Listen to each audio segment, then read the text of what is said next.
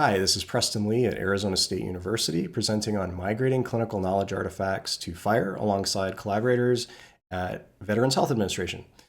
VHA Office of Knowledge-Based Systems has created and accumulated a library of semi-structured to structured CDS knowledge artifacts, mostly for prior health IT initiatives, and using a representation standard just called the CDS Knowledge Artifact Specification, or KNARTS for short, that really has not seen adoption in practice. Internal to KBS, we're running a small pilot to take a few high value, potentially very high impact knowledge artifacts and migrating them to modern FHIR representations, also using the clinical quality language, or CQL. And in doing so, we're hoping to, in the future, also leverage more modern standards-based interoperability capabilities internal to VHA as well. Environmentally, VHA has a multi-EHR environment, which does not simply double the complexity because there's both the Vista CPRS infrastructure and Oracle Cerner. It's more of an exponent than it is a coefficient of complexity. And so reproducibility of knowledge, especially in a structured standardized format, is extremely valuable because it doesn't just reduce complexity by, in theory, half, but by substantially more than that if you can run the same types of knowledge artifacts on top of multiple EHR transactional care delivery contexts simultaneously. CDS has a lot more value beyond just the 5 rights that we typically might think of clinical decision support. Lowering time to value is also extremely important in value-based care.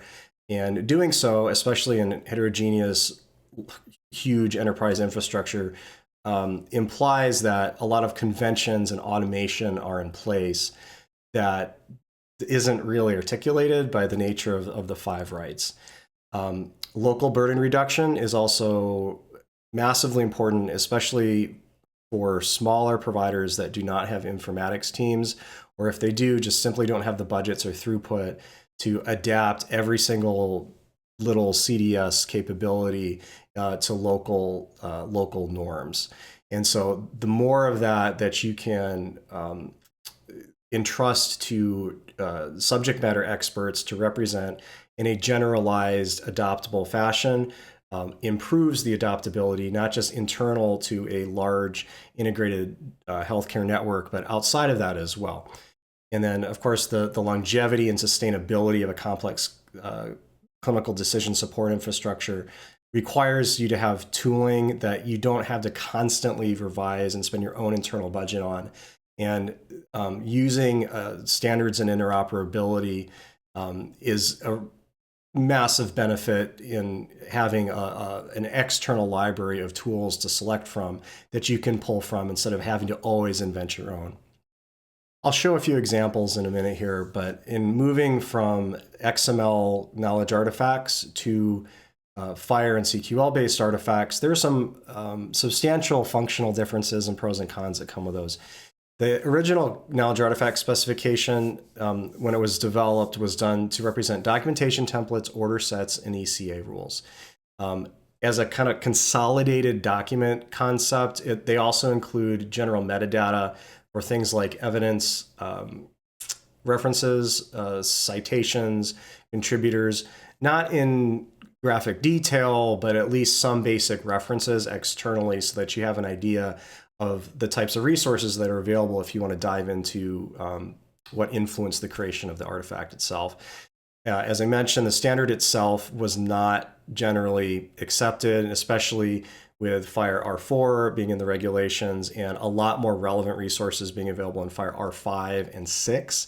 It's just not going to happen that the KNART specification sees adoption. So that's a dead end. There are also no runtime implementations that I know of for XML KNARTs. So being purely a knowledge representation spec still leaves an enormous gap to operationalizing those CDS artifacts that most organizations won't have unless they have an out-of-the-box runtime. The idea of a composite artifact that aggregates different reusable components of a more complex guideline, for example, wasn't really fully fleshed out when development on the specification of K-NARTs left off. And so FHIR, by contrast, has a relatively much more robust concept of plan definitions and activity definitions that also have operations that can function on top of them. So FHIR is a clear winner for us there. And then lastly, and I'll show an example of this as well, data retrieval and collection in the consolidated K-NART specification, it didn't have an underlying data model, or at least less so than FHIR does. And so what was done for VHA was somewhat or effectively VHA specific, and therefore limited the reuse and collaboration capabilities across VHA community care boundaries. FHIR and CQL, by contrast, FHIR has a questionnaire and plan definition resources that loosely correspond to documentation template for questionnaire and an order set and ECA rule type concept for plan definitions.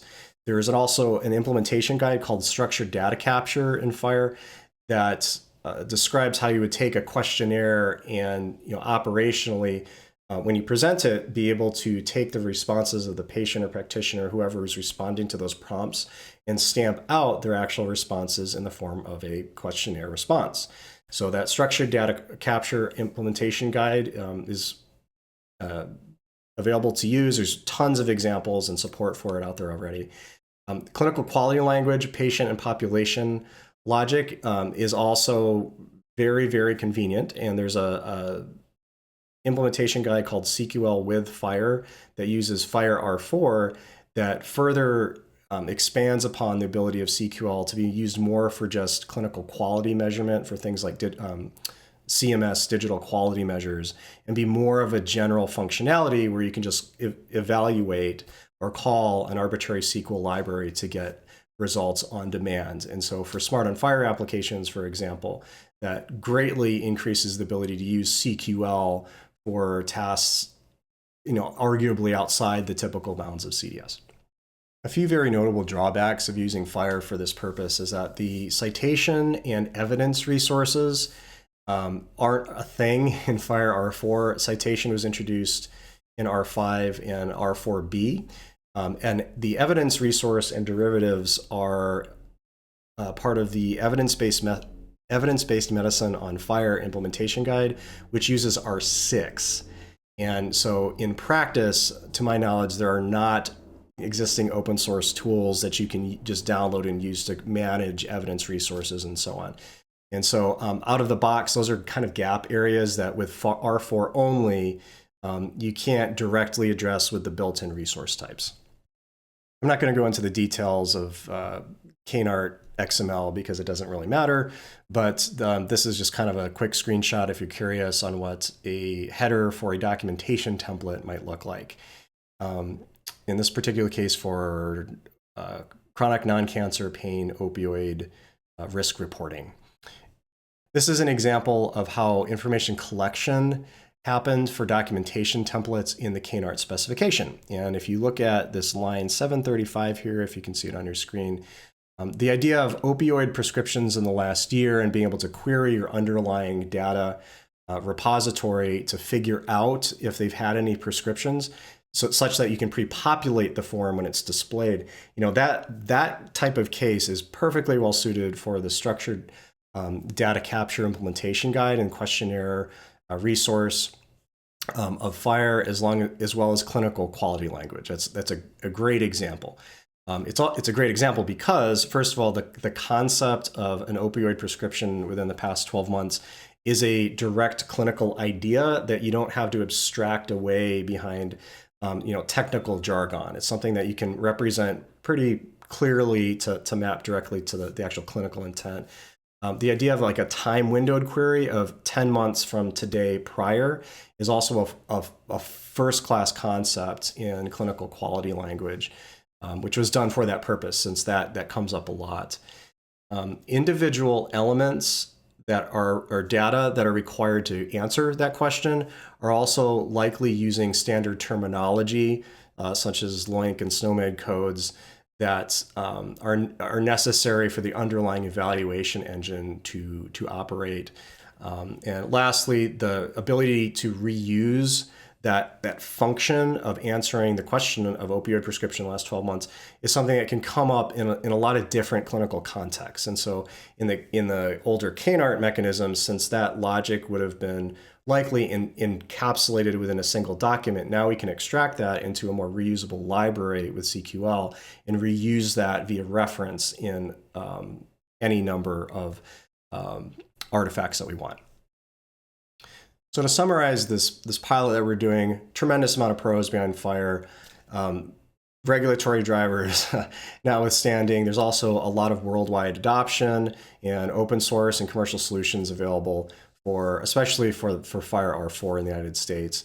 Questionnaire resource and the SDC, IAG have tons of examples, support from an NLM tool as well. The plan definition and activity definition you couldn't argue that either of those is less powerful than what we were trying to do with the CANART specification. ECA patterns in the CANART spec were also very difficult to implement and really not well supported to start with. And with the plan definition, activity definition, those are much more realistic to actually operationalize. Some of the cons, which to be clear, do not outweigh the pros by any stretch of the imagination. FHIR is not a knowledge management system, and it's certainly not, originally designed to manage citations or evidence, computable evidence resources. I'm sure that we'll see more implementations of that in the future, but out of the box, it isn't. It is potentially more complex to be able to extract resources to reuse and reference all over the place. Having a consolidated document for a knowledge artifact is very convenient because there's a single asset to maintain. CDS hooks integration support in different vendor software can be a little difficult to extend, if not impossible. So there's some constraints there. Just in real world use. And then CQL implementations in the wild are effectively limited to R4. And so being able to combine, for example, searching for evidence of some specific thing using evidence-based medicine, IG, but using a CQL engine for R4 could be particularly hairy. And that's just not something that we really have the tech to do at this time.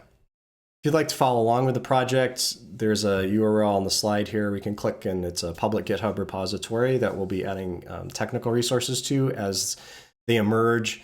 3 of the clinical focal topic areas that have emerged as priorities to try this are suicide screening, opioid and non-cancer pain, and closed-loop hypertension management, though in that last case, it probably wouldn't be FHIR artifacts. I believe it'd probably be more just representing the clinical intent and processes necessary to do that.